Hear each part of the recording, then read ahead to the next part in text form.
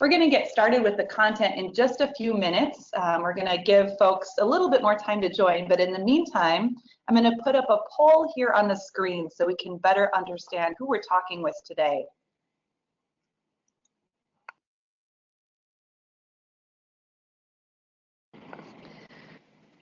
So if you've just joined us, you should be seeing a poll up on your screen which asks which category best describes you.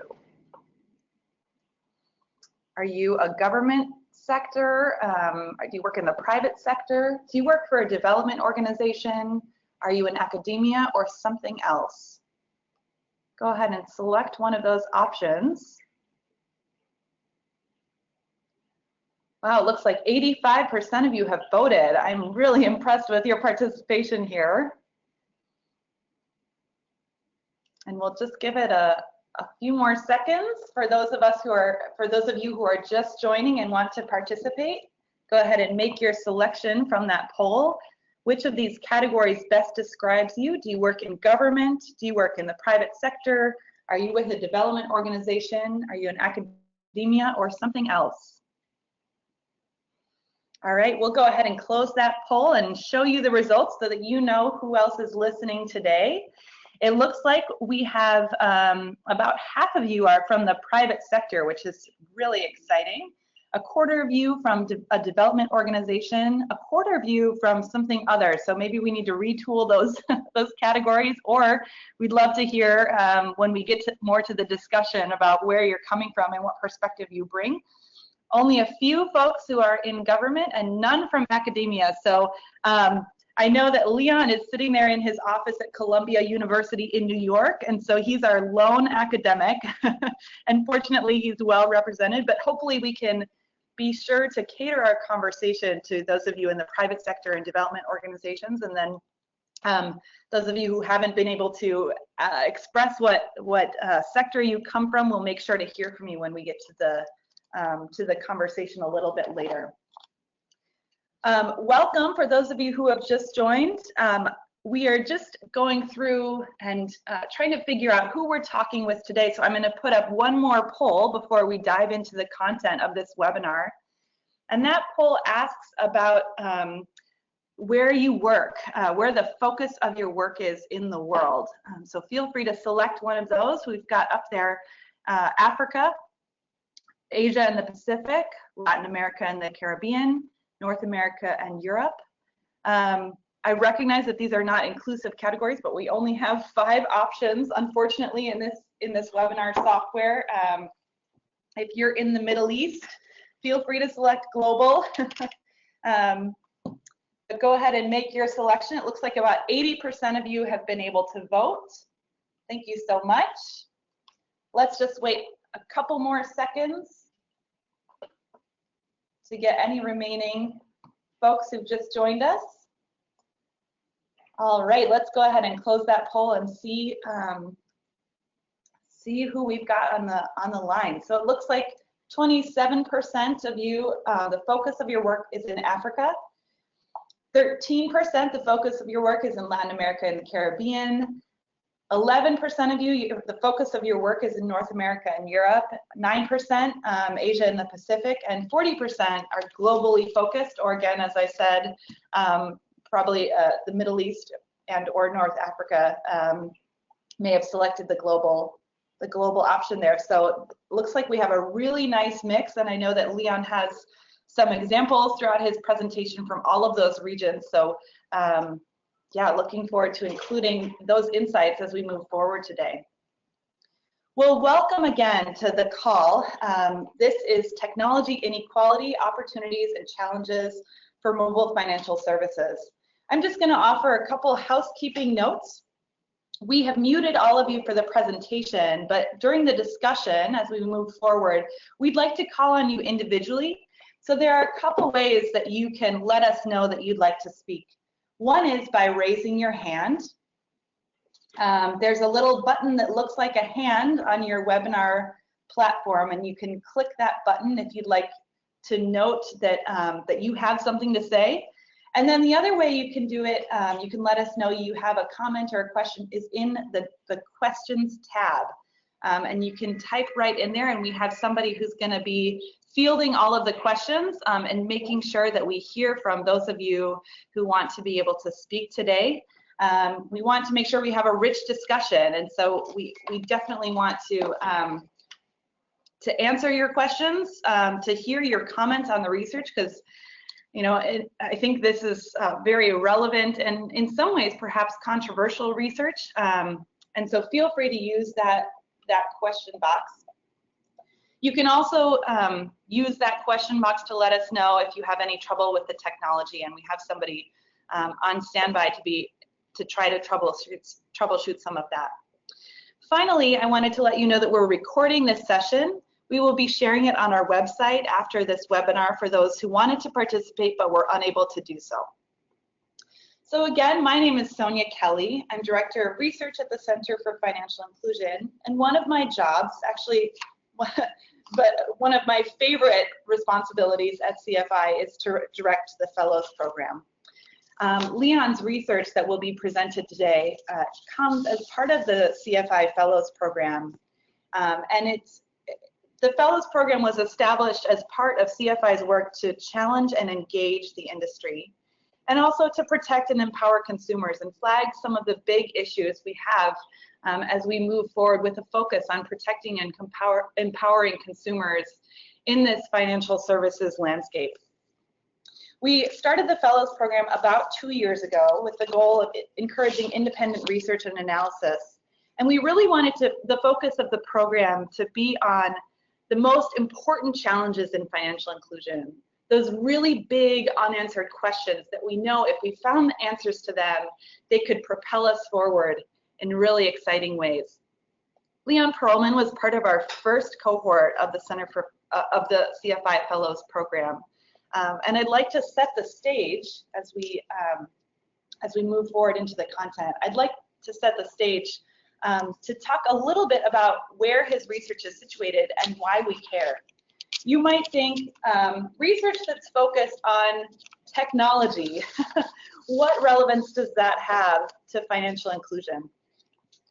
When we started the Fellows Program, we thought, one of the biggest questions we have that will propel financial inclusion forward is how the mobile landscape will enable or perhaps not enable financial inclusion.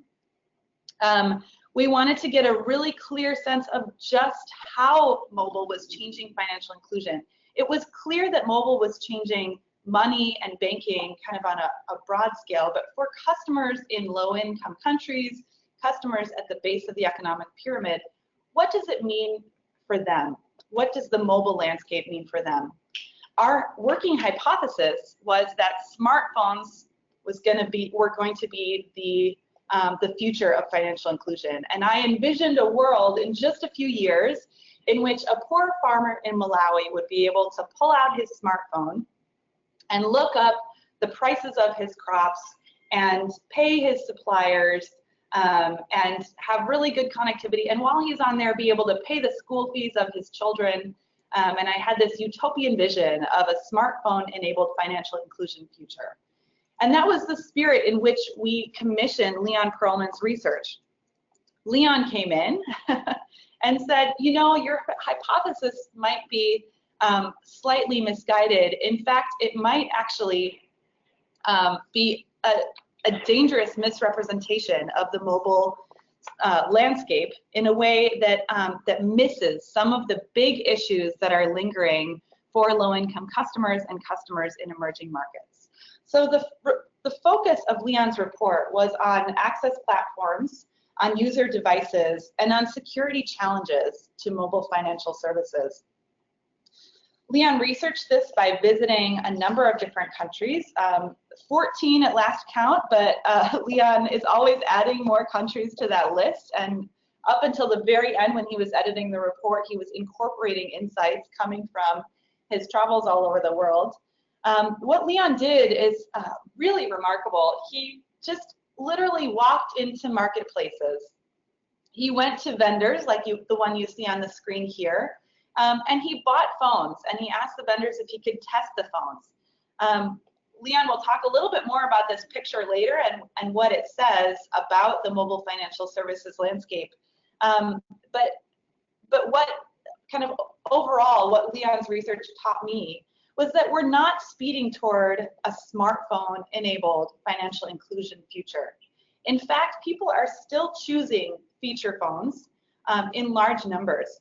The industry recognizes this, and those of you who are in the private sector working in the mobile industry probably know what I'm talking about. The fact that Nokia just re-released its 3310, a very basic feature phone that I remember having in the early 2000s. The fact that Nokia just re-released that phone is a signal that the mobile industry is still investing in the technology, this really basic technology that people who are low income and at the base of the economic pyramid are using.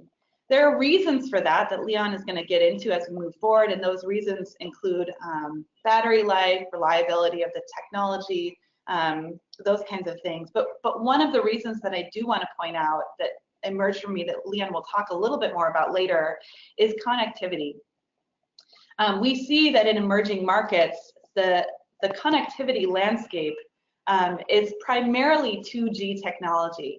Whereas in high-income markets, we see a prevalence of 4G technology that lets us do all of these really exciting things through our apps and connect with really very rich user interfaces. In emerging markets, 2G technology means that that financial services have to ride on very, very basic technology to achieve a measure of reliability. And Leon will show us some figures a little bit later that will highlight that and show us a map of what the world looks like in terms of connectivity. And I think those figures are startling as we move forward. And finally, I want to mention something that I take away from Leon's research that really sticks out to me as I move forward in my work. And that is the security and fraud issues that are not being addressed. And so some of the phones that Leon purchased, he found that they were stolen. In fact, I think the majority of them, and Leon can tell us a little bit more about that, were stolen. You might think, oh, what's the big deal? I buy secondhand materials all the time. But the big deal is that if it's a stolen phone and the identifying number of the phone has been wiped, it's not on the government registry of phones. And there are a lot of governments in the world that have actually unilaterally gone in and shut off all of those phones that have been stolen, meaning that that farmer in Malawi that I just talked about, who is very far away from a city center, might just have his phone turned off and not be able to access his money. And that's a big, big problem. Leon will talk a little bit more about what that looks like in some of the markets that he was in. And finally, we have security issues associated with smartphones as well as the feature phones that I've been talking about. The rails and the user interfaces, these platforms on which the phone technology rides and the platforms indeed on which the mobile money technology rides is not always secure. In fact, over the last year during his fellowship, Leon was working with some hackers to try to identify some of these big security risks that could mean that people's money can be stolen. At the same time, from the Center for Financial Inclusion perspective, as part of a parallel effort to Leon's work, we have been working with the ITU, and one of the insights that came out of our work with the ITU focus group on digital financial services was an analysis of user agreements between mobile money providers and customers. And what we found was that half of them did not have a plan in place for if a customer lost their money or if their money was stolen. And of the other half that did have a plan in place, most of them required customers to travel to the city center and appear in person before a court to contest any fraud or theft of money from their phone. And so, again, the implications of Leon's research are far-reaching and don't just tell us about the technology landscape, but really tell us about what the technology landscape means for the lives of low-income consumers and for emerging markets specifically. So with that long preamble, and Leon, I hope I didn't give away a lot of your findings, but rather just set the stage, let me introduce Leon Perlman. Leon is a doctoral level expert in digital financial services. Like I said, he's sitting at his office in Columbia University, where he is a professor, but he also is a consultant for lots of different institutions, including the International Telecommunications Union, the Gates Foundation, GSMA, the World Bank Group, and the World Economic Forum. Leon is a formal scientist, Leon is an entrepreneur, and you can see how a generally curious person like Leon, who's not afraid to walk into a crowded market and start picking up cell phones that are sitting on a table, you can see why he's exactly the right person to undertake this research. So with that, Leon, let me turn it over to you and you can talk about your research. Go ahead, Leon. Thank you, Sonia. That was a great intro, and I think you captured the essence of the fun I had doing the research over a period of time. We ended it, as you said, a few months ago with filling in some gaps in new countries that I'd visited. But you gave a great précis and captured essentially the essence of a very long report. And I'm going to go over some of what's in the report, obviously not all of it because it's pretty comprehensive. But I'll give you an overview of my findings, some granularity, and some recommendations. But firstly, I want to thank Sonia, Beth, Tess, and the team at CFI Axion for giving me the opportunity to do this fellowship. It's been a lot of fun, and I encourage anybody to when the next invitation comes to apply. They're really a great supportive team to work with. So if we could go on to the next slide. Thank you.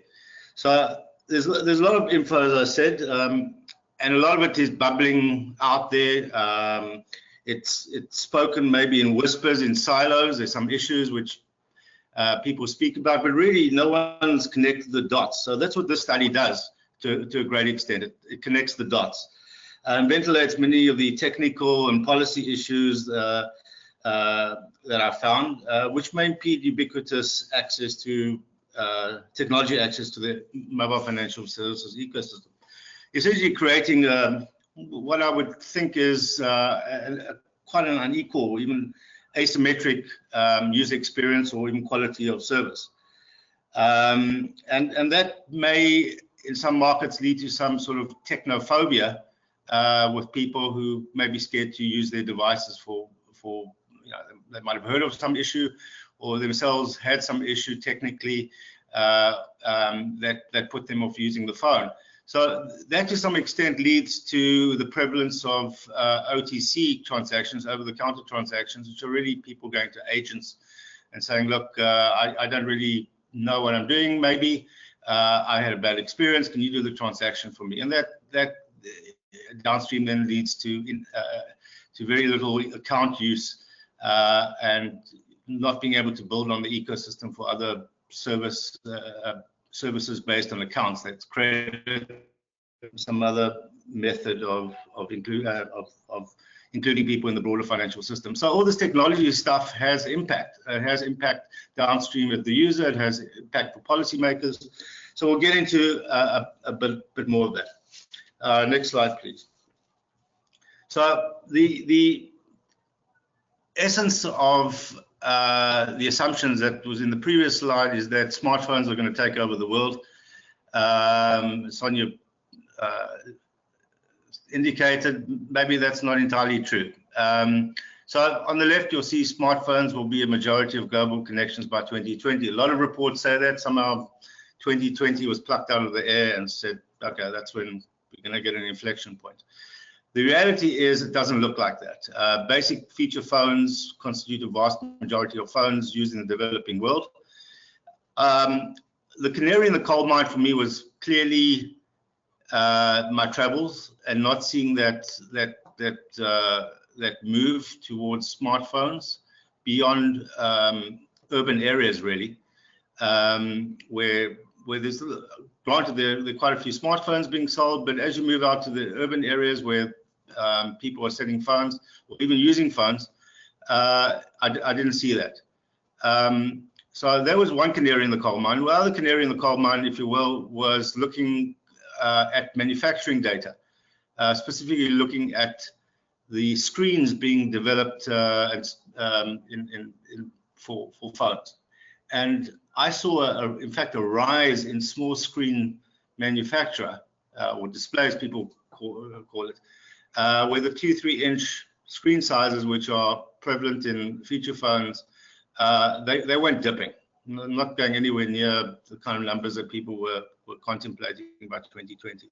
In fact, they were rising in some cases.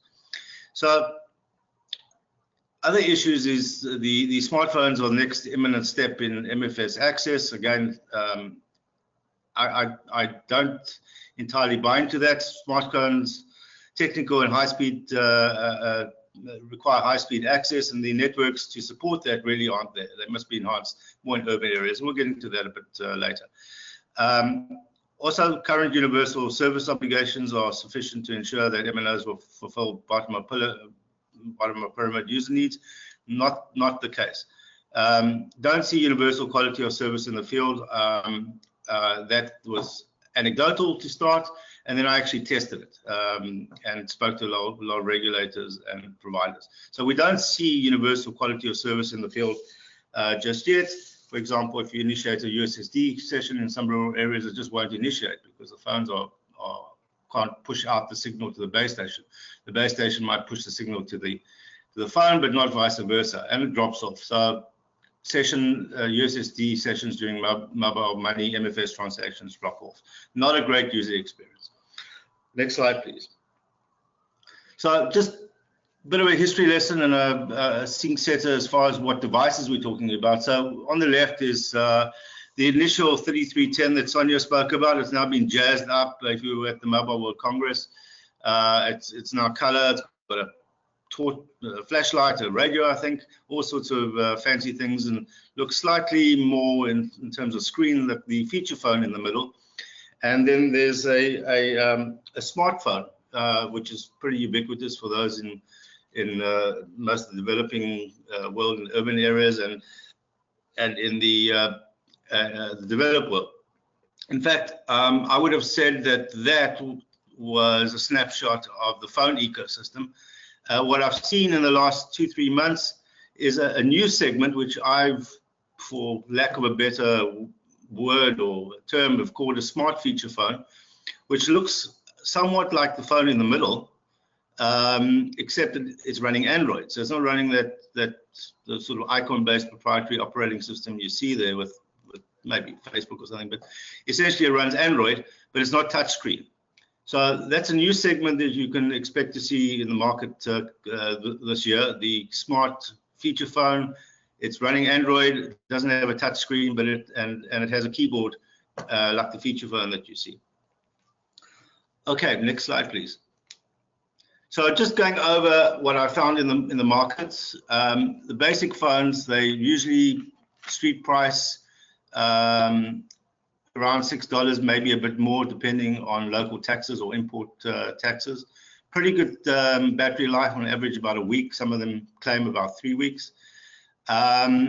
Shortcomings, they often not reliable enough to foster more inclusive MFS growth. So the point I made about they can receive a good a mobile signal, but they can't return a good mobile signal because they have poor components. The antenna might not be great, or they might have some other issue.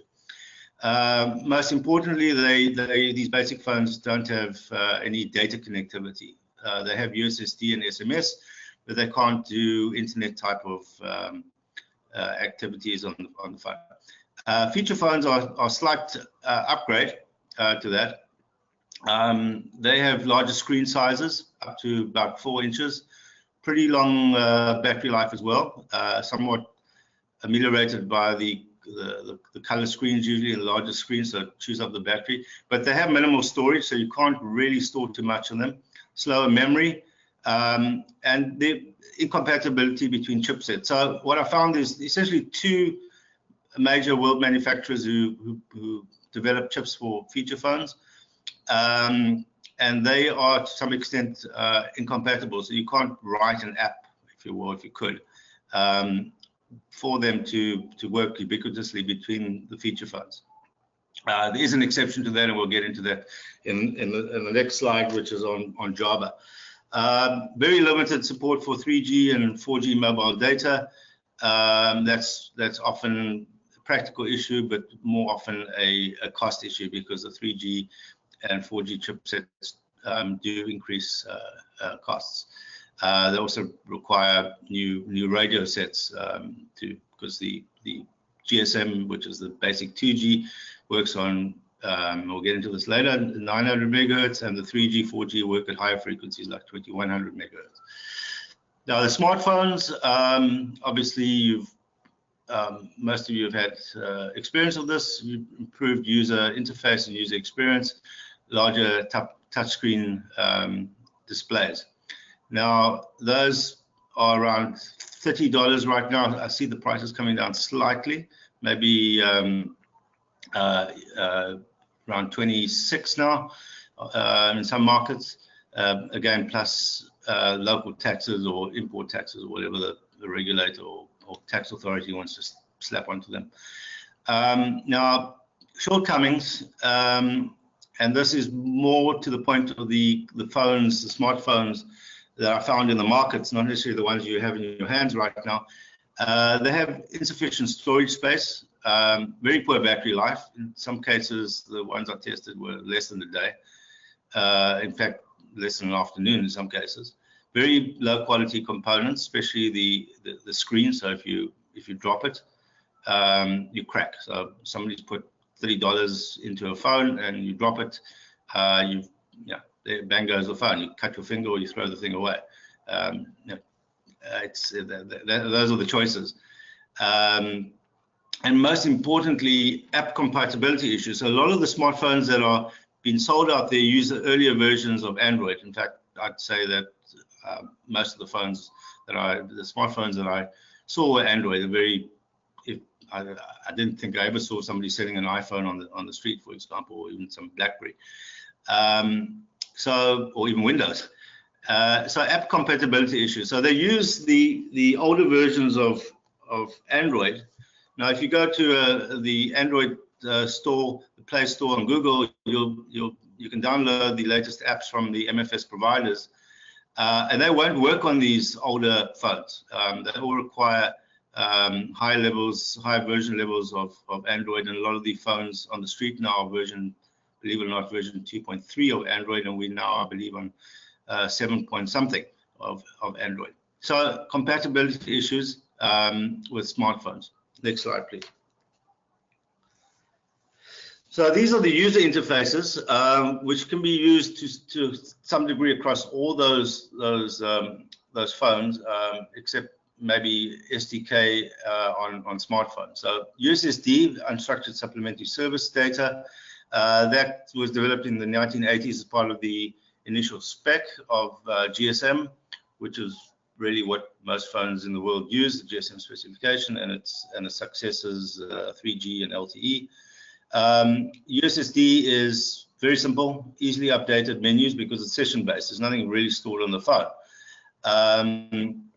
So you can have many menu trees. Press 1 goes to another 10. Press 1 there goes to another 10. So you can have, I wouldn't say finite, but certainly a few within the constraints of the USSD specification. You can have a few menus and get quite a lot of richness of choice from that. Shortcomings, there's no security on USSD, and something we'll get into. It's based on something called Signaling System 7. Signaling System 7 is part of the GSM specification. That is the DNA of telecommunication networks, mobile telecommunication networks, and fixed line networks around the world, and that's got problems. So USSD essentially is in the clear text. I say essentially there are some ways of protecting it, but essentially it's in clear text as it's implemented around the world. As I said, a lot of session timeouts within 2G networks. on USSD, which leads to increased transaction drop-off. One other item I'd say there also is the competition issues, because if you're a non-mobile network operator and you want access to USSD, you might find some headwind from an operator giving you access to the USSD gateway, or for that matter, the short codes required to access USSD. And that's a subject of many competition inquiries around the world right now. So SDK, some toolkit, also developed in the early 1990s. It has encryption, so it's safer than USSD. It's end-to-end encryption, but it's more expensive because it requires a whole lot of SMSs to be sent. So essentially, you've got menus based on the SIM that pop up on the phone as a user interface, and that then to be updated requires a whole lot of SMSs, which if you're not an MNO, if you're just a mobile money service provider, can be quite costly. And even a balance inquiry by a bank, for example, costs money, and there's no revenue in a balance inquiry, but it costs the bank a few SMSs because that's how it's sent. Again, also some competition issues. Something that's evolving are the Java-based apps. These are new, very cleverly designed apps, very compact, have user-friendly icon-based menus, not to the extent of the rich interface of a smartphone, but close. Low transaction costs, although they use encrypted SMSs, they don't use as many encrypted SMSs as SDK. They only send out what they need to, not a whole stream of SMSs per transaction. Problems are that fewer apps, Java apps, are available. It's how you essentially load those Java apps onto a feature phone, because it can be used on a feature phone. But it can't be used ubiquitously because of that chipset incompatibility issue I spoke about earlier. Smartphones, just go over this. Rich interfaces, we all know that, but for shortcomings in developing markets, it's expensive to download and upgrade apps, especially if the app now uses up a lot of memory. Excuse me, the phone might not have that capacity because the users added some stuff, photos or something, and then the phone doesn't have sufficient memory to be upgraded. You're going to have to delete something. But more importantly, it requires high-speed connectivity. And interesting anecdote that I found from the trips is a lot of smartphones that are sold out there, they don't have any specification in the boxes. And some phones, believe it or not, some smartphones aren't 3G or even 4G, they're 2G. That is Edge and GPRS. So very not a great customer experience to buy a smartphone. You find out it's using 2G technology, but there you are. That's sometimes why the smartphones are reasonably cheap, because the manufacturers save money on the 3G chipsets, which are more expensive than the 2G chipsets. Okay, so next slide, please. So here we get to the findings, if you will, along the road, is that you'll see 2015, these are GSMA stats from last year. That's what the universe of phone types looks like in various regions, and that red line is the 50% mark, red dashed line. The projected is that the smartphones will overcome that, overtake that, I should say, and feature phones or smartphones will disappear, and that clearly isn't the reality.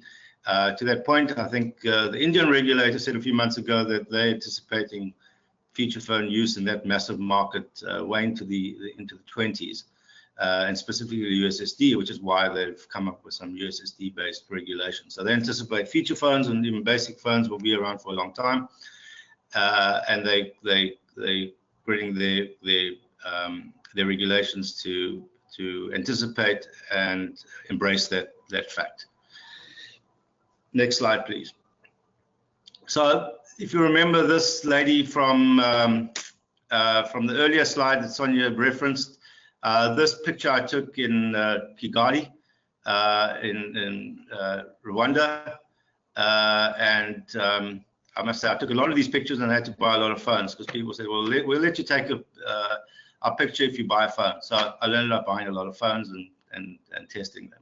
But the takeaway from this picture is less about the background and more about what you see in front of you, which is the type of phone. So if you quick enough, you'll count up the number of phones. There are 20 phones there. And if you look at them very carefully, you'll see there are essentially 3 basic phones, 16 feature phones, and circled in red is 1 smartphone of unknown origin. It's not a brand name. It's one of the generic Chinese brands that you find. So that really sums up to me. I mean, I've got lots of these, lots of street vendors in many capitals or urban or rural areas having this kind of situation. If you're in this community, you'll know that this is what you see on the street, and that is really representative of the way it's going. These phones are going to be in people's hands for a number of years.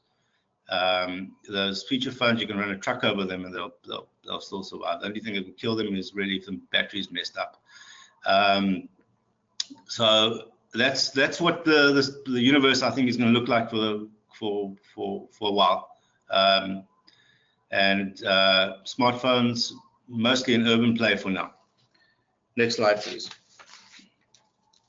So and why is that an urban play? Well, the mostly low-speed narrowband mobile technology in a country. So the regulators have this, universal access mandate. They push out. They have universal funds and service funds and the like that allow some rural areas to be given mobile coverage. But really, what you see is 2G. That's the USSD type, SDK, SMS-based type of access, only available in rural areas and peri-urban areas. High-speed mobile coverage, 3G and up, those are really only in urban areas and along national roads. So you go along the periphery of national roads, you'll find 3G. You go anywhere beyond, you don't see it. One of the reasons for that, and it's interesting, Sonia referenced my work with the ITU and her work with the ITU DFS focus group, is that I chaired the technology group at the focus group and had a lot of telecommunication regulators there, and I asked them, why is there not any 3G coverage in rural areas? And very simply is they don't want to mandate it. The costs are too high. So why is that? Well, 2G, it's a bit of physics, quick physics 101, high school stuff. The higher the frequency, so 3G is much higher than 2G. The higher the frequency, the less range of the base station. So a 2G base station, let's put it in unit terms, will have, say, 40 or 50 kilometers worth of range. A 3G base station will have a quarter of that. So a bit of arithmetic, you need 4 times the amount of base stations to cover the same area as a 2G base station. And those costs, including the fact that somebody needs to maintain that, in a lot of areas there's not electricity, so you need diesel generators or some battery backup or something similar. The terrains, maybe a hill to cover areas, is not entirely accessible except through 4-wheel drives or even helicopters. And to that point, the regulators don't want to mandate 3G coverage. So you've got this asymmetry. Urban areas and peri-urban areas, national roads, will have 3G coverage, and rural areas won't. So people in the rural areas certainly not going to use a smartphone with a bad quality of experience in those areas. There are some moves afoot, though, to make data light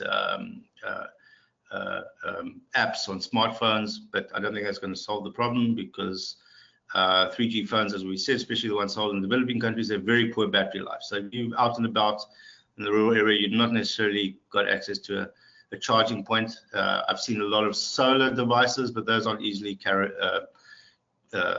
available or a bit burdensome to carry. They're quite bulky.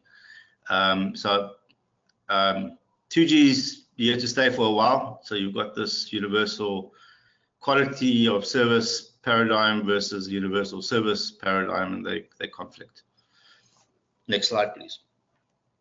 So I put it in pretty picture mode. This is what a Facebook snapshot of the world's mobile data connections look like. This is the global connectivity speed.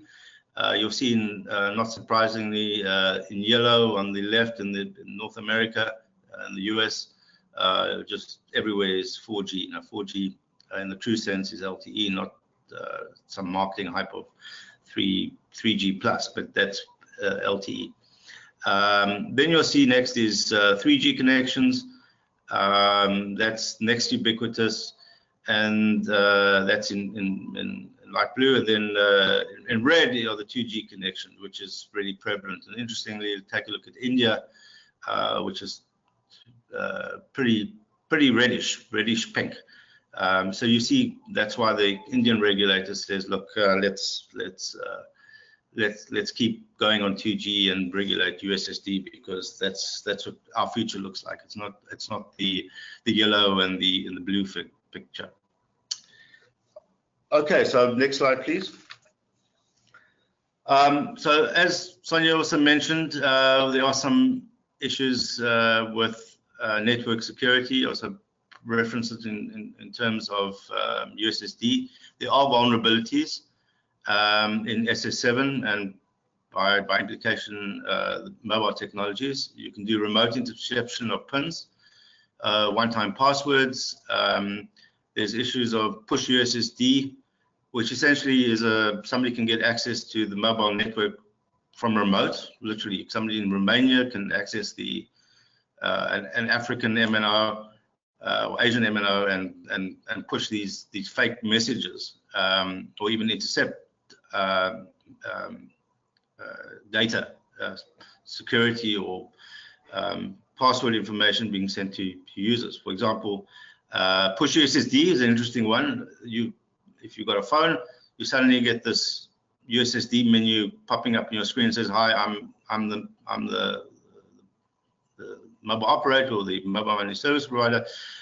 There's been some issue. You need to input your PIN," and it says mobile operator, you trust it, right? Ostensibly so, and you put your PIN in. Boom, they've got your PIN. There's also spoofing, where they can fake the phone number of the call center, and this really affects agents who get these numbers coming up, which if it's on their phone, it will come up as, say, the MNO mobile money center number, because you can fake it. You can actually fake a real number, and they'll say you've got a problem with the customer right next to you, and you need to give him his money back because you gave him fake notes or something like that.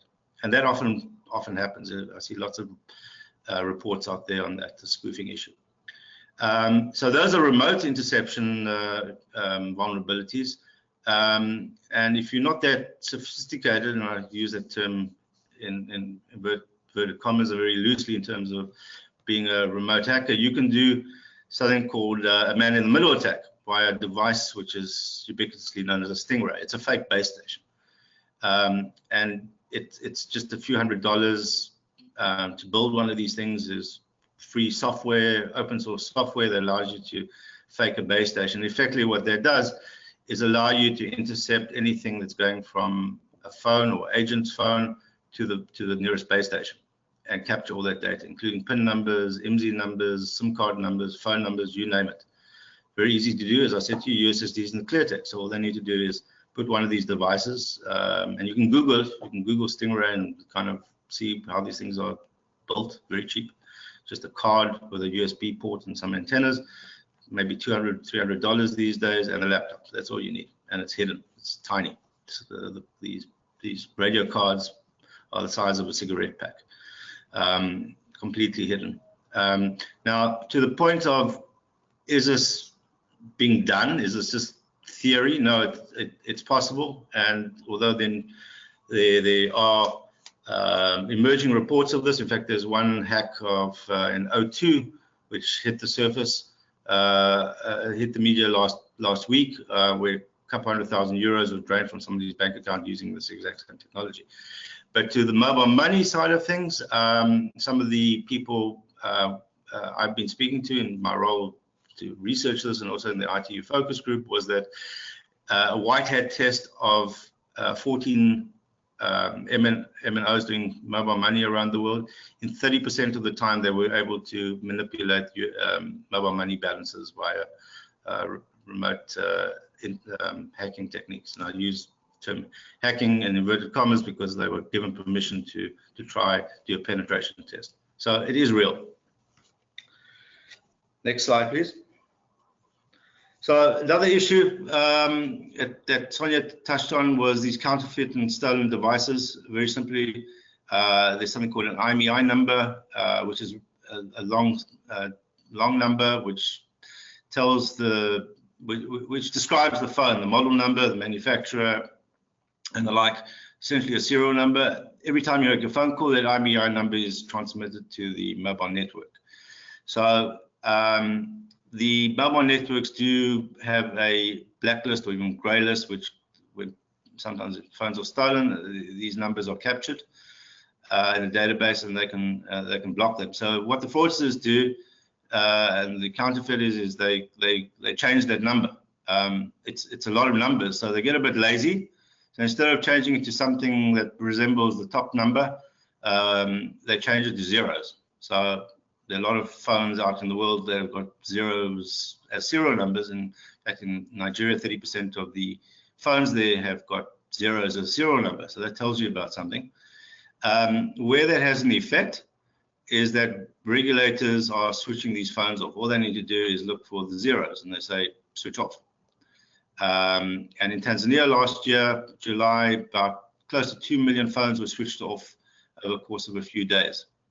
Where the regulator pronounced it, said, look, we're switching off all the zeros, gave them fair warning, and people who just bought these phones or had these phones, not just smartphones, any phone, they basically had a brick and they had to go buy a new phone. It's not that they lost their mobile money balance, because that's really SIM card based, but if you're in a rural area, it's not exactly easy peasy to go and buy a new phone just like that, and especially if you need it for farming or some other critical financial need.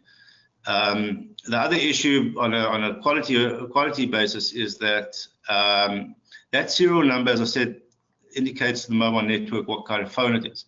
So if you've ever gone to a new country and put a SIM card in you've bought a local SIM card, prepaid SIM card, and put it in your normal phone that you use in your country, you'll see that the mobile network sends you the settings. It says, we'd like to set up your phone with these specific settings, like internet access or how to send SMSs.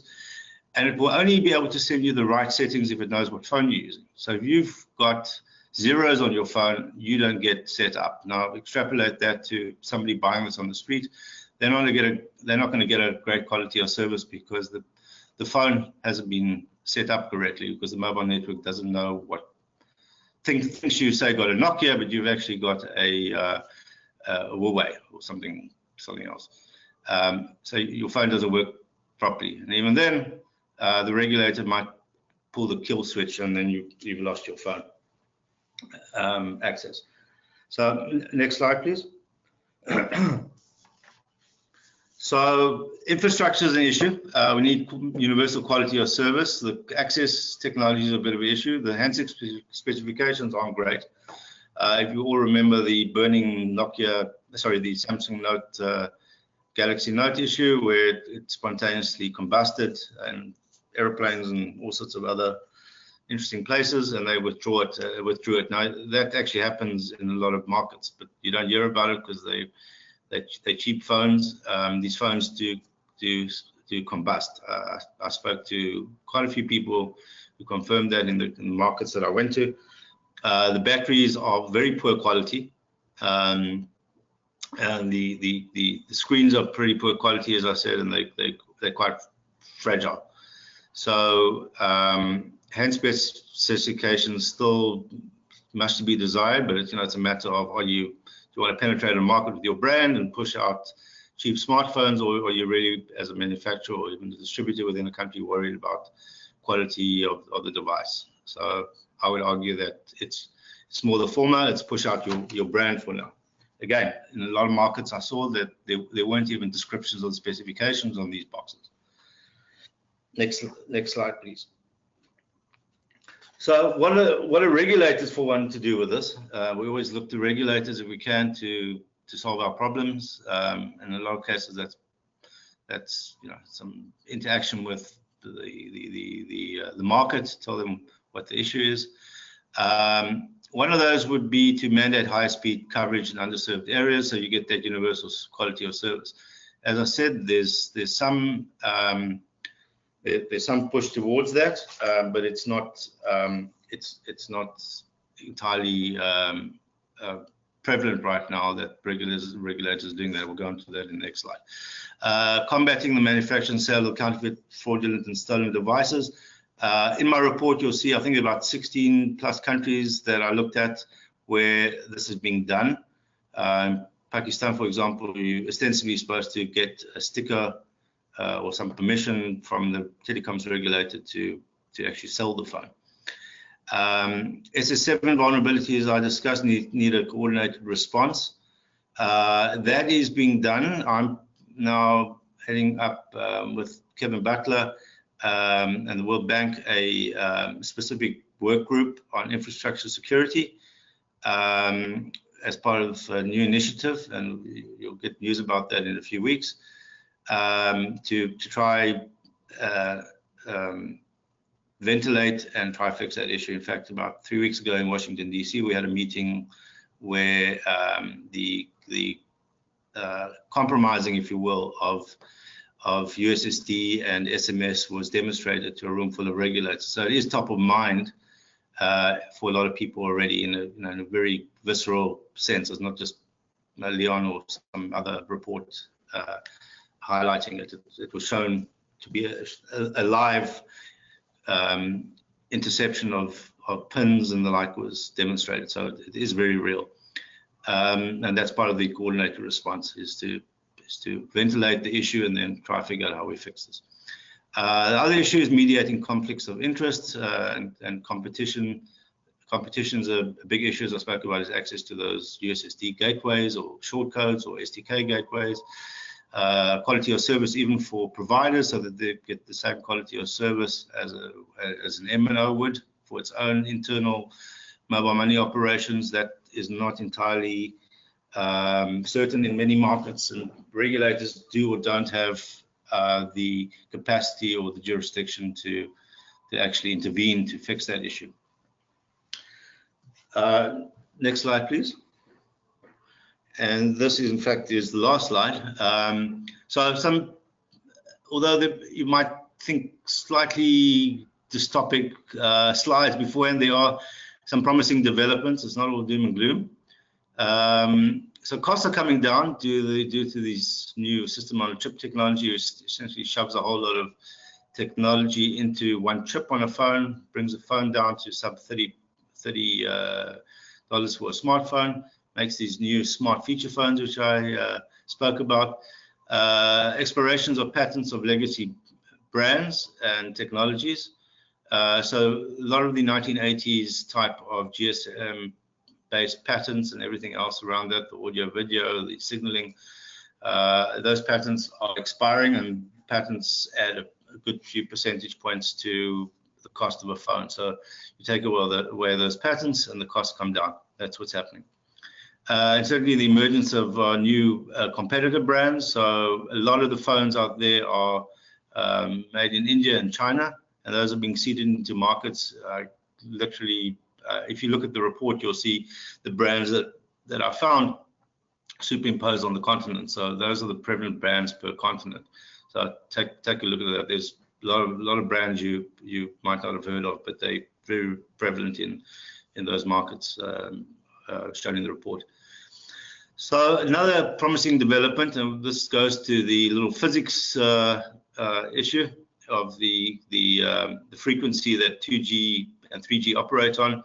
Right now, the ITU and many countries have got this digital dividend paradigm going, which is essentially the switch off of analog TV signals to digital TV. So when the TV stations give up the signals that they've been broadcasting on for decades, those frequencies, that spectrum, can be used for mobile broadband, which is exactly what's being done. So they sell it, the regulator then resells it or auctions it.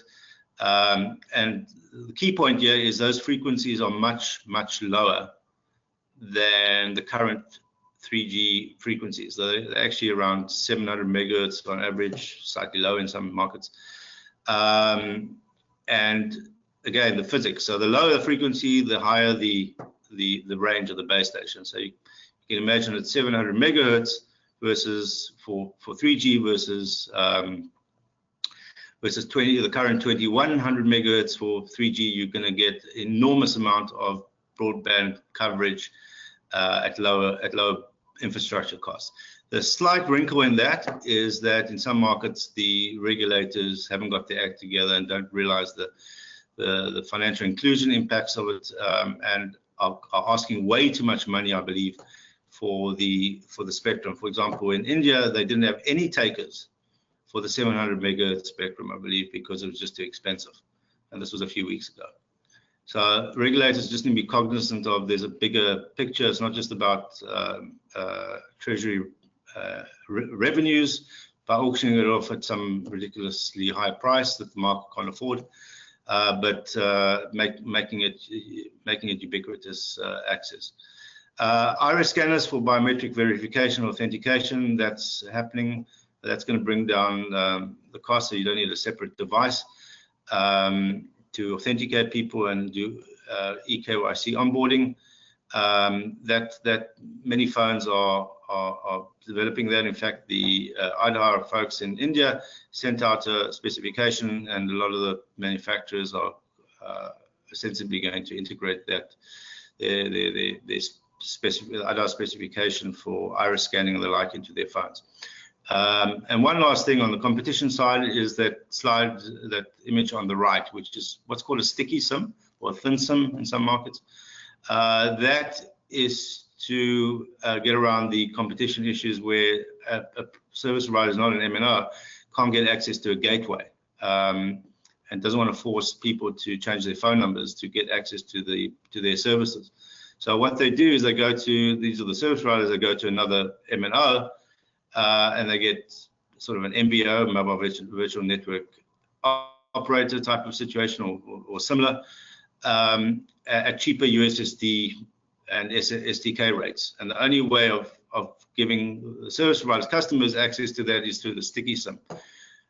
So what that does, at the bottom SIM will be the customer's phone number, and the top sticky SIM will be the mobile money component. So that is transparent, it sticks on top of the SIM, and when somebody types in a USSD code belonging to the service provider, it then routes the USSD command to the alternative mobile operator, not the voice phone number operator. And in that way, it gets around, circumvents the competition issues. In fact, Equitel in Kenya was the first mobile money provider to use this of note, and they've been very successful in the first few weeks of operation. Their volume shot up simply by using the sandwich combination. So that's the technology state, and I'll hand it over to Sonia. Thank you very much. Thanks so much, Leon. That was really, really interesting, and this is why we scheduled this webinar to go for an hour and a half, because there is just so much here to talk about. We're going to move into a time of discussion, and I want to remind you that if you have a question or want us to turn on your microphone from here, you can go ahead and type your question in that questions drop-down menu that's in your GoToWebinar control panel. We have somebody standing by to moderate those questions and to turn on your microphone from our office here in DC. I also want to take this time to let you know that there is a handout in the handouts section of the of the panel, and that handout is the full report. So you can go ahead and download the full report right now from your GoToWebinar platform. Instead of having to go to our website and try and find it, we put it in a really convenient place for you. And there in that handout section, there's also an infographic that's a nice summary of the key points that Leon raised today and that are featured in the report. There have been a number of you who found the questions box and asked us if you could have access to the presentation. And that's something we would be happy to do, to give you the presentation that Leon gave today for use in your context. So feel free to let us know if that is something you would be interested in, and we'll be happy to facilitate that. So now to kick off our discussion, I'd like to introduce Elisabeth Rhyne, our Managing Director at the Center for Financial Inclusion. Beth was really the driver behind asking this big question that she knew would make a difference in how we pursue financial inclusion, and especially how we pursue mobile money over the coming years. So Beth, I'd like to turn to you to ask about your reflections on this research and implications that you see. Thanks, Sonia, and thank you, Leon. This has really been an eye-opener for me. When we first commissioned this work, I had thought that the real transition from feature phones to smartphones would basically make the quality of the experience for customers. It would open the possibilities to very much improved quality of experience with apps that had a much more pleasing and easy and intuitive interface than was available with feature phones. And so that was one of the reasons that I was interested in seeing this smartphone future come. But the other reason was because it changed the role between MNOs and banks, and it made it much more accessible for financial service providers to go direct to clients, whereas the feature phone based things or platforms were mediated by the MNOs. And so it very much changed competition, or it held out the promise of changing competition in a way that would be quite exciting.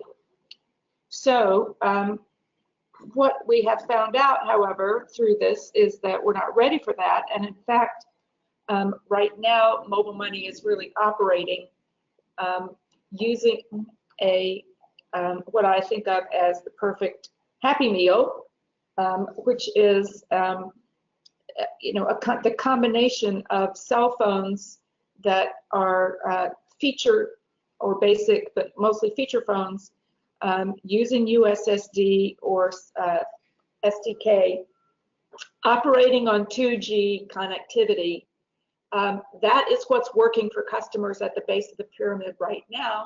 And so the big message of Leon's paper is that policymakers need to continue to support that combination because it's not going to go away nearly as fast as we think, and that policymakers should, while building this smartphone future, they need to continue to invest in making this Happy Meal continue to work. And certainly one of the areas where that is most important is in security.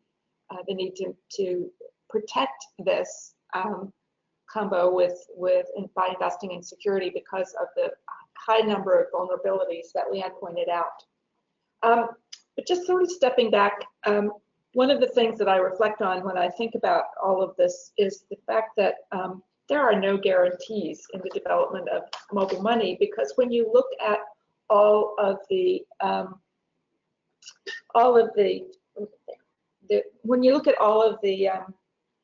factors that are driving the environment, you have a whole bunch of interests at play, and those interests are not necessarily driving towards mobile money for the base of the pyramid.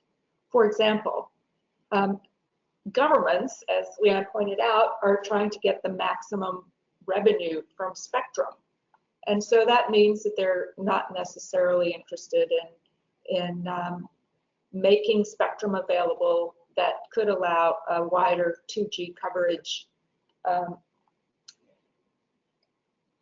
At the same time, the MNOs are generally facing the incentives to upgrade their connectivity in urban markets, whereas the incentives to upgrade from 2G to 3G in rural areas remain low. And so without government stepping in, that process of upgrading the service will continue to be very slow. MNOs are also not particularly interested in opening up platforms by allowing the switch from USSD to apps. They have no competitive interest in that. Device makers are busy making cheap phones, but not necessarily good ones for the base of the pyramid. They preload software at the request of software companies, and that often precludes mobile money software because it fills up the memory of the phone. They don't seem to have great incentives for solving compatibility issues. And of course, there are bad guys out there who are exploiting whatever weaknesses there are. And so when we look at all of that, you have to say that to some degree, mobile financial services is at the mercy of forces that are beyond financial inclusion. And we need to make most of it.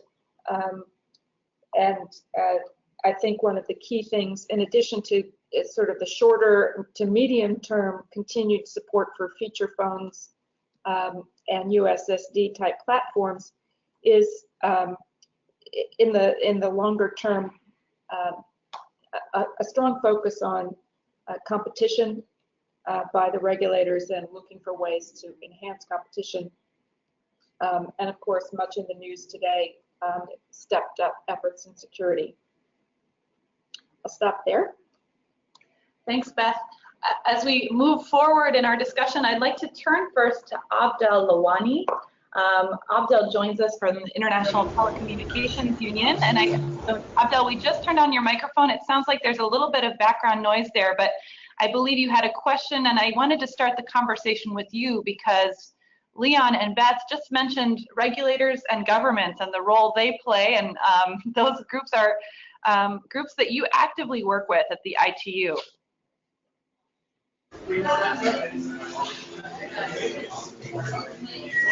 Abdel, we can only hear background noise at this point. Can you share your question? Oh, I'm sorry, this is not going very well. We're going to put you on mute, and hopefully you can communicate with our the person we have standing by to answer questions. But in the meantime, I will go ahead and ask Abdel's question that he sent in on his behalf. And Leon, Abdel asks, did you consider adoption or acceptance rate in rural areas through government programs or other campaigns that don't just rely on market forces, but really push people to adopt mobile money? Leon, I wonder if you can share a little bit about your thoughts on rural areas specifically. Yeah, thanks for the question. Yes, I did. In fact, I looked at quite a few GTP programs, or G2F, as government-to-person programs, and government-to-farmers, especially the subsidies.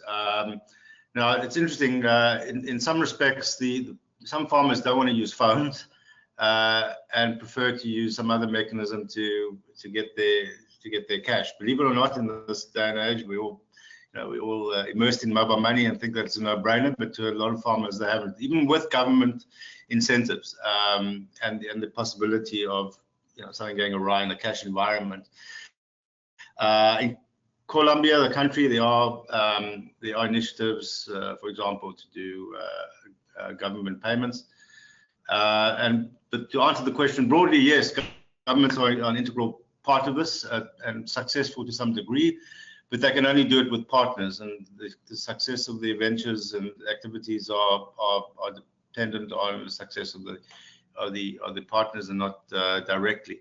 I think there is some cognizance that quality of service needs to be improved for there to be a ubiquitous take-up of cashless GTP payments, not just cash or card as it is now. Thanks, Leon. Let's go ahead and turn to Amol Kulkarni.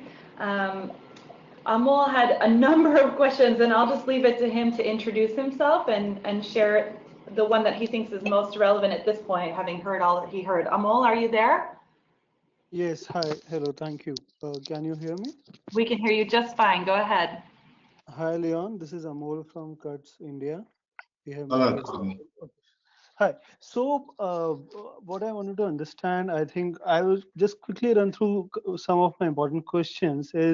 First is, while I comment you on the interesting study and insights that you have provided, while we understand that you have done a lot of research on supply side bottlenecks on access to 3G technology in emerging areas, emerging markets, have you also done or found some insights on demand side bottlenecks on access or uptake of 3G technology or smartphones? Is user behavior a challenge in uptake of 3G technology or smartphones? A related point is that while you mentioned that yes, obviously access to 3G technology is expensive because of high spectrum prices, we would like to hear your views on the cost of USSD sessions, which is also prohibitively high. So at one point of time, consumers do not have access to 3G. They do, if they want to do USSD, which is available in 2G, the per SMS cost is also high, which is also restricting them from using mobile financial services. I think I'll restrict myself to these two questions for the time being. Thank you. Thank you, Amol. Those are great questions. I'll answer them as best as I can. On the demand side, there are lots of studies on that. Mine was a technology overview, but having said that, of course, I need to do my own internal research to figure out what the users are doing. And in fact, I speak to everybody. As Sonia said, I'm not shy to engage with people on the streets, whoever. And get that anecdotal evidence, and even in the rural areas. So people are quite happy for now with 2G because they know it works, and their basic phones do the job for them. Again, some people said to me, these smartphones, they don't last long, they're fragile. Again, this is all anecdotal, so there's a kind of a visceral inhibition, if you will, to going the smartphone route because of the battery issue and the fragility of the devices. I must say, if you're a researcher, the good people to speak to are the cabs or the tuk-tuks or the Buddhas. They seem to know a lot. Very good sources of information. Cab drivers, tuk-tuks, and Buddhas. Not to say that should be your entire universe of demand side research, but they provide a very good local perspective whichever rural town you're in. So I just want to add one small thing there, which is just the fact that, really Leon's report describes a litany of problems that occur at the user level. And any one of those problems can seriously discourage people from wanting to use the new technology. So it really behooves the providers to make sure that that customers are not receiving this level of service, because it just has an outsized effect on demand. Yeah, no, thank you for that. Thank you for that intervention. That's a good point. Now, on the 3G cost and how that relates downstream to 2G access, it's, you know, we're stuck in a vicious circle already. No 3G means 2G, which means USSD, which means gateways and all sorts of other issues relating to USSD cost. It's just where the ecosystem is, and you know, to some extent, market forces do shake it up. In Tanzania, again, a market I've worked in quite a bit, the market forces there are pretty good. There's, you know, good competition, so you don't really have this issue. But in other markets, you'll know, like India, of course, there was some intervention from the regulators. Same with Kenya of late, and in Latin America and various other countries. So it's become a matter of a regulatory intervention, which, you know, the issue of, well, we don't need to intervene, and we engage in regulatory forbearance, so we don't need to intervene because smartphones are going to take over the world. So who cares about going through this whole long process of intervening in the USSD market? I think what this report shows is that regulatory forbearance is not appropriate strategy for especially telecoms regulators right now. It also brings the point of that the interaction between the telecom regulators and the central banks, or whichever other competition regulators, for example, those dots are not necessarily connected. That some of them don't have MOUs, memorandum of understanding, to engage each other to figure out who has the regulatory remit over USSD access, quality of service, or pricing. And I'm seeing bilateral MOUs, but not multilateral MOUs, or I'm not seeing any MOUs at all. MOUs between regulators really need to be created, or they need to step up and do it to solve this issue, because USSD is going to be with us for a long time. Thanks. I'd like to turn now to Ghana. Leon, I know that about half of your research, at least, took place in sub-Saharan Africa. So let's go ahead and open the phone line for our caller. I wrote down his name here, Kwabena Owusu-Mensah, calling from Ghana with a question. Kwabena? Hi. Hi. Hello. Go ahead. Okay, thank you very much. I am very excited about the presentation and the research work done. And I can't wait to read the full report. However, there are a few issues that I want to bring to your attention, and let's see whether you can help us address. Here in Ghana, there are a lot of financial services institutions that are trying to integrate IT essentially to enhance financial inclusion. One of such institutions is my own rural bank that we have tried with Interpay, which is a financial services platform that allows for payment services. But the major challenge that we face, and which you mentioned in your research work, has to do with connectivity. As I was even listening to you, a few times my line dropped because of such problems. So when we go to the field, we find it difficult. Sometimes we have to work offline and come back to the office before, you know, we upload the data. The other thing is that the rural people don't understand and speak the English properly. So it is difficult for us. And we always need a third person to do that interpretation and the intermediation for them. So two questions. How do we go about the connectivity problem? And how do we also go about the language barrier, which seems to be,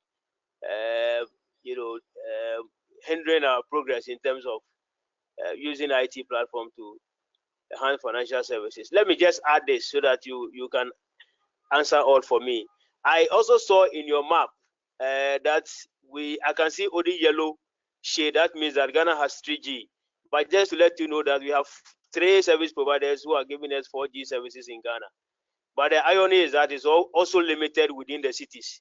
And where we need to go to give them access to the financial service, the rural areas, they don't have access to that. It's only the 2G that is very common there. So how do we go about it? Well, thank you for that question. And having just come back from Central Africa area, I can empathize with the connectivity issue. It's not great. I mean, you go out to the rural areas, it's pretty poor. So to answer your question is, how do you solve your connectivity issues? I think that is a collegial discussion that the providers need to have with the regulators and amongst themselves. A couple of the solutions are to share costs, and that's through infrastructure provision, infrastructure sharing. So not every provider needs to stick up a base station. They have the same base station, so they have sort of a base station roaming, as it's maybe called. Share the same base station, which has sort of downstream issues of billing and how you integrate that. Or you can just share the mast and the power systems and the fences and security around the base station. But ultimately, that needs to be an industry-wide discussion, depending on how competitive your market is. That the bigger guys might not have the appetite for, carrying, if you will, the smaller providers and filling in the smaller providers' coverage gaps, if that's the case with what's happening with you. But that's essentially a solution that's being used around the world, is infrastructure sharing or frequency sharing, so from the same base station. That might also relate to the backhaul. That's between the base stations and each other. Then it's kind of a mesh environment, and the way they talk back to the mothership at the MNO headquarters, if you will, to the switch. That might be poor. There are a whole lot of factors, intervening factors that can cause poor connectivity. But really, the markets that I've seen, it's a good collegial discussion. Sometimes prompted by the regulator to say, guys, you need to get together to solve this issue, and if you don't, we'll come down. So that kind of like friendly nudge is called moral suasion, and I think that's, if you look at Kenya, what's just happened with interoperability, that moral suasion, we're going to intervene if you don't do something. That seems to have worked on interoperability. So moral suasion is a good regulatory tool for this. On the language issue, that's a perennial issue. I think that's a lot of providers need to have geared up, maybe trade their agents to have multi-language pamphlets or the like, or menus, and that goes essentially back to the nature of financial literacy and even numeracy or even literacy, which is probably why OTC is a big, still booming in many parts of the world, is that technical phobia, that literacy phobia, rather than let an agent do it. So these are solutions. I mean, I wouldn't say OTC is the best solution to the literacy problem, but it's being used around the world. Again, OTC doesn't engender financial inclusion to any great degree because it doesn't allow downstream building of an ecosystem. You can't, if you don't know who they are and they're not using the account, you can't give them additional services which are within the broader financial ecosystem. This is one of the things that has been one of the reasons for being enthusiastic about creating a smartphone future, is that you can get away from, you have more choice in a smartphone environment to have different types of text and pictures and languages, which are not available through the feature phone platforms. But so that is something that will ultimately be easier, but isn't necessarily easy to solve now. Okay. But the smartphones are much more expensive than the feature phones. Well, exactly, and I think also one of the odd things is that you think of the smartphone as being more user-friendly. It's able to be more intuitive, but a lot of lower income consumers find it intimidating because there's just too much, and they've learned how to use the specific features on the feature phone, and so there's also a resistance to change at that level. Yeah. Can I ask another question? Actually, we have a lot of questions to get through, but if you ask your question in the comments, and this applies to everyone, We'll be sure to connect you with Leon after the presentation and follow up. We will definitely get to all the questions, even if we don't get to them during this time. Okay. One question that we've gotten persistently is about the data on the projection to 2020, and I think that goes to this assumption that we are speeding toward a smartphone future. Leon, we've gotten a couple questions, and I'll just mention a couple of people, Maria Valdez and Saloni Kolimarla, who've asked about the data. And I wondered if you can talk us through it. One question was about GSMA versus Ericsson and whether they disagree about what the future will look like in terms of smartphone connections versus feature and basic phone connections. And then we also got a question about how these projections were made and how confident we can be in them. Like, can we actually do business based on these projections and continue to provide for a feature phone user base as we create mobile financial services? Wow, okay. So just to put a fine point on it, the slide that you're seeing in front of you is not my data. The only part of the data that I put in there is the inflection line at 50%. So GSMA do their projections. I don't want to speak for GSMA. They're great. They're a great organization with deep resources in research. Again, it's projected 5-year out projection. Things change. I've seen many projections change as market as the dates firm up, if you will, as they become closer. And I don't know if these are going to be revised, but just certainly speaking to folks within the mobile industry, and in fact seeing there is, I believe, one graphic within my report which indicates mobile network operator specific information as to what stuff is being used on their network, and it doesn't show a drop off in feature phones. So I would say that the projections, and again looking at also what the Indian regulators said, which is a massive market, they don't see 2020, and again I don't know where that comes from other than being 5 years out from 2015. They don't see that as being realistic for now. Again, projections always change. It doesn't detract from the quality of GSMA's general research.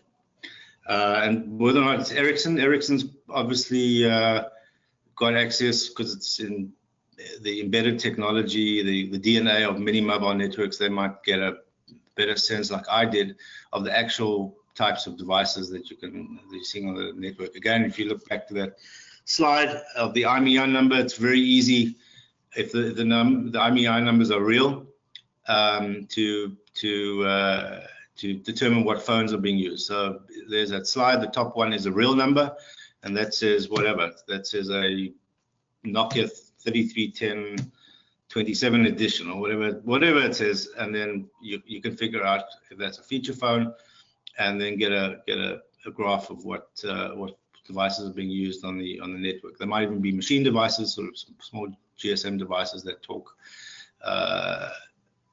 to each other, you know, like vending machines or parking machines or monitoring systems or water or something. So that's another little portion of the market. It's not really impactful on financial inclusion for now. But maybe Ericsson, because the fact that they've run a lot of the switches, have got better insight into the data.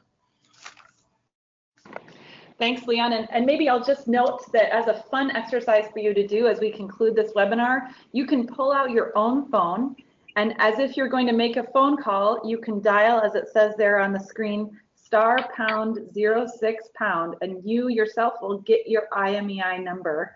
And that's just a fun way for you to engage and be an informed consumer. And as you work in this space, encourage low-income customers and folks in emerging markets to do the same.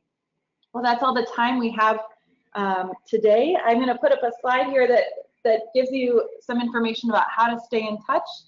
You can visit our website where you can download the paper, read a short summary, or share the research.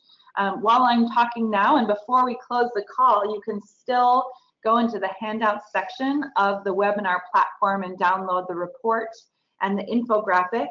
We look forward to continuing to share insights that are emerging as a result of Leon's research, and are so grateful for Leon for his work during the fellowship over the past year and a half. Thank you so much, Leon, for your presentation, and thanks to all of you for joining us and sharing such great questions. We look forward to being in touch.